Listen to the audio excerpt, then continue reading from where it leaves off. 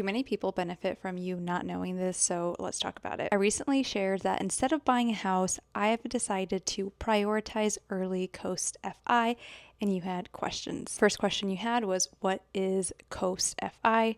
Great question. I have an answer. It is a financial independence milestone. Let's break that down. Financial independence is a point where your assets start funding your expenses, and a milestone is just a stepping stone to that point. So if we think of financial independence as ultimately a number that we're trying to get to, we can think of the starting point as 0% there. Let's say you need $60,000 a year to live.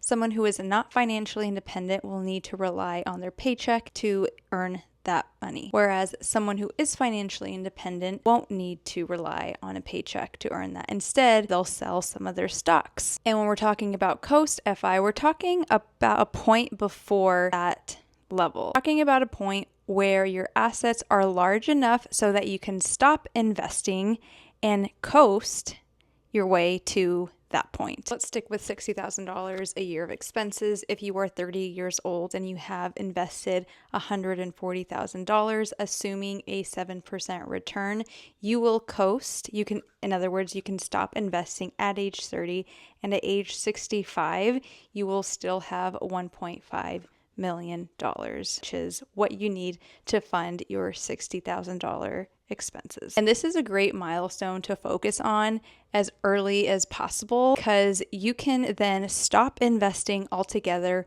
and focus on other financial priorities like home ownership or kids or more travel or whatever else you want. Early Coast FI just takes it a step further, be able to coast to early retirement. Let me know what other questions you have in the comments.